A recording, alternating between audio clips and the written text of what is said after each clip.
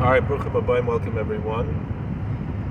It's Friday, it's Erev Shabbos, and we like to learn from the Heilige Zayda, the Maharal in Prague, Schusi Galeno, Rabbeinu Yehuda ben Betzalel, in Prague, Schusi Galeno, welcome to Amen. Tzadik Yisod Olam. And to show cover to Zayda, to the Kapelich, I want to learn something very serious today in light of things that seem to be eschatological happening in our time. It's somewhat of a warning. So the pasuk says, "V'yomer Elokim l'Noach, V'yomer Elokim l'Noach, Kates kol basar b'lefanai kimol ha'aretz, Chamas b'pneihem mashtisam es ha'aretz." And God said to Noah, "The end of all flesh has come before me, because the earth is filled with Hamas, with violence and theft because of them. And behold, I destroy them with the land." So let's see what the first Rashi, very important Rashi. So it says, "Kol makom shatamoitzi zinus v'vodazara, andro ro lo musia ba'ala olam v'hareges tovim v'ra'im." It says, any place where you find sexual immorality and idolatry, a plague comes to the earth and it kills the good and the evil together. So people ask, what happened? I'm no one to speak about these things, because I'm a sinner. I'm a choyta machte. But nonetheless, it was established that these things were present, right, at that music festival, and on Yontif, on Shabbos and Yontif, and. Again, I'm no one to talk about these things. I'm as guilty as they are, maybe more so, because I should know better. But we all struggle with what we struggle with. I think the nafkamina is, do we live in a matter of penitence or not? But in any event, I wanted to look at two of the things here. I guess we can learn all three of the Maharals on this pasuk. It says the hacha b'znus mayri. So the scripture is talking about sexual immorality, because it says all flesh has corrupted itself. The Aryeh, so that means sexual immorality. As it says above, so there, because it's written, the end of all flesh, the word flesh is repeated in both of these places. Just like it says that all flesh has become corrupted or perverted. And furthermore,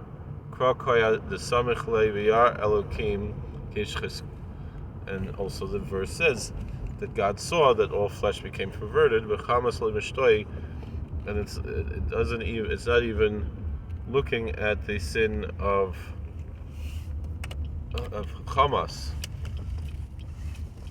of violence and theft. Androlamusia. What is this word? It's a Greek word. It's a Parshas Aryeh. So Aryeh explains dever. It means a plague. Like we have from the 10 plagues, it was a type of a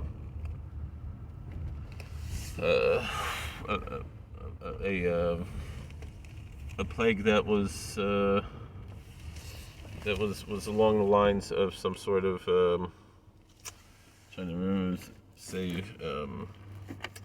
in the dever, that was an animal plague, right? Even though here it wasn't that type of a plague of dever, pestilence, Yesh medrash ach hamavis hayaholich b'mei mabul. So the homilies teach that the angel of death he was going through the water of the flood. Lefichach tziva Kadosh Baruch Hu l'Noach lasses teva is nister b'teva. So that's why God commanded Noah to make an ark, so he should hide in the ark. That's what it says when the angel of death attacked in the plague of the firstborn. Is don't leave from the door. So this last one is the one I really want to focus on. V'horegis ra'im v'tovim, that both good and evil people are killed when this plague comes to the world. When the angel of death is released. The kan loy horegis Noach. Now the thing is, the angel of death did not kill Noah. Adarabah nitzol, just opposite. He was saved. Hachi pirushay. So that's what it means. Kates kol basar bolifonai. The end of all flesh comes in front of me. For haregas toivim v'royim im hatzadik v'rosha yachad. The end of all flesh comes before me, and it kills the good and the evil people together if the righteous saints and the wicked evil people are united, if they're together. L'kach asei l'cha teva. So therefore it says, make for yourself an ark of gopher wood. Shetia ato nivdol mehem. Purpose, as the way the Maharal is looking at it, the Heilige Zayim Maharal Mipragus Kosigolenu, is looking at it, is that you should be separate from them. You shouldn't be with them. You shouldn't be next to them. And then you won't be destroyed with them.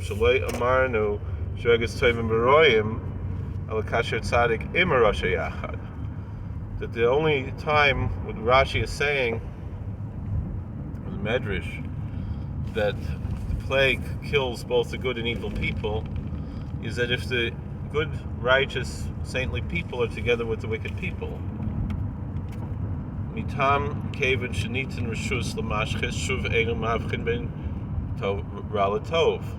Because once God gives permission for the destructing angels to cause the destruction and wreak their havoc, there's no distinction made or discernment made between evil and good. That's another Rashi in Exodus chapter 12, verse 22. Aval im ein tzadik im arasha. But if the righteous are not with the wicked, ein nerag im arasha, so he's not going to get killed together with the wicked.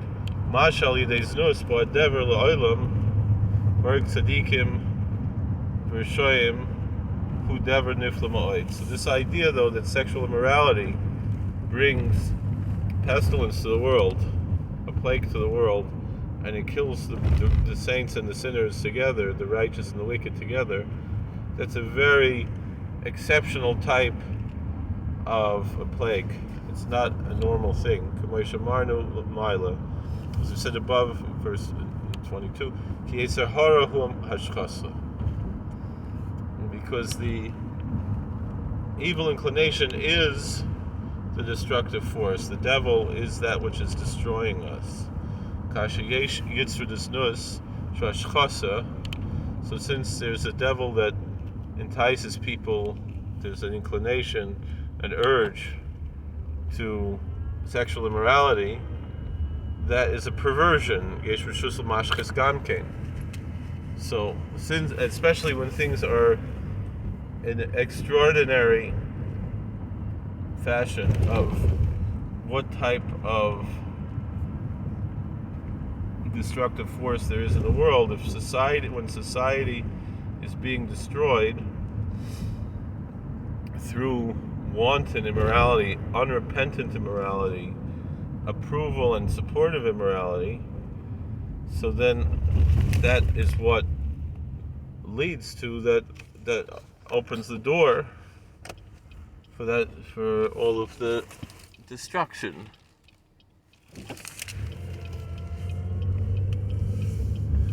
V'chol hashchosa mashchis hakol. Anytime there's destruction, everything is destroyed. And the same word hashchosa is used both for physical destruction and for sexual immorality and perversion. And so when there's a perversion, there's total and utter destruction. Ve'eino maniach shorish v'yasoid. And it doesn't leave over even the roots, even the foundations. Ve'emat tzadikim shem yasoid ve'ikar b'olam. When you come to the saints, who Kabbalistically are the archetype of sexual purity, and which represents the foundation and the main roots of the world, hakol biyachad mashchis. If they're together with the wicked, then they're going to be destroyed. Bein tzadikim ben rishoyim. Whether the righteous saints or the wicked sinners. And even though idolatry is also called perversion and destruction and hashchosa, as the previous verse said previously, as it says, pentashchisun, Deuteronomy chapter 4, verse 16. Actually, I think Dennis Prager quoted this verse today. It says, lest you become perverted, lest you become destroyed. This is not a contradiction, it's not a question. She'ein hadever shehu al yedei amashches b'lo avodah zarah. The destructive plague that comes through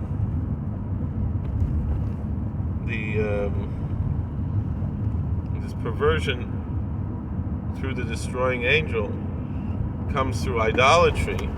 It doesn't go to the idolaters, because someone who commits idolatry sins directly against God. So God himself doesn't send an angel. He exacts the punishment on the idolater directly. Therefore, so even though idolatry is called a perversion, a destruction, we call makom, in any event, God doesn't have to give permission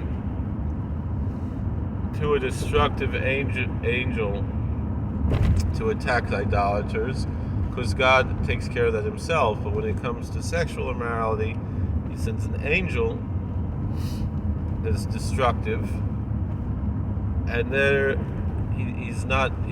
angel doesn't have the same type of havchona, same type of discernment that God has.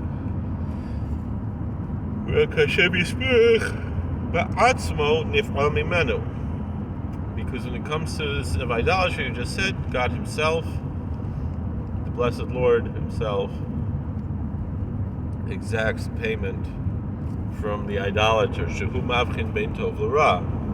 And that's necessary because God has the discernment between good and evil.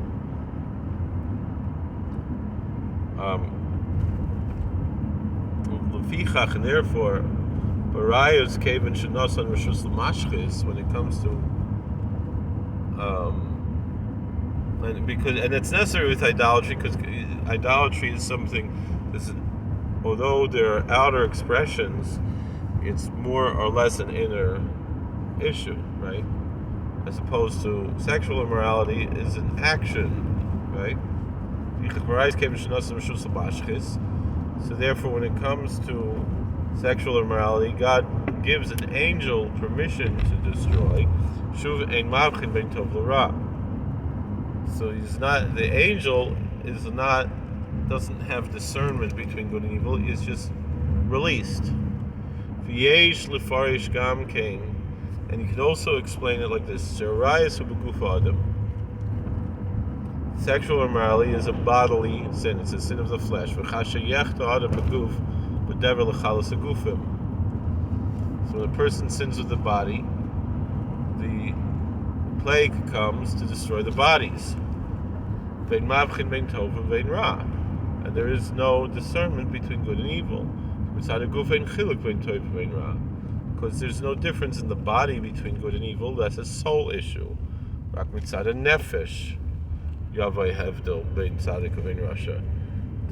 difference between the saint and the sinner and the evil, wicked sinner is a soul issue. It's a spiritual issue. Because there's no difference of the body between the tzaddik and the rasha, between the saint and the wicked.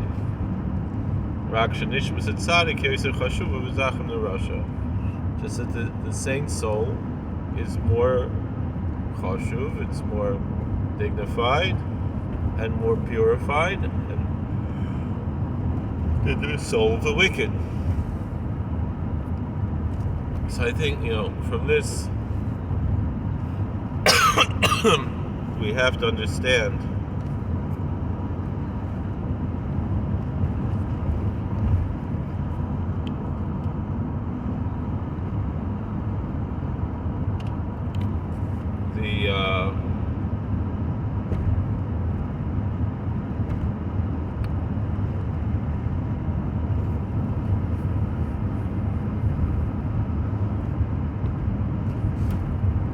that the way to be saved in what's coming is to separate. Don't live in the cities where all the evil is. Go live in the countryside. Get up, move. If you have a summer house, just spend the winter there. Don't be in the cities. That's the answer that I have, because the cities are where all the evil is. Thank you for watching. God bless. Please like, share, and subscribe, comment. This is not what I'm saying, that Rabbi Bart Sadok is saying this. Thank you for watching. God bless. Please like, share, and subscribe, comment. We'll see you later.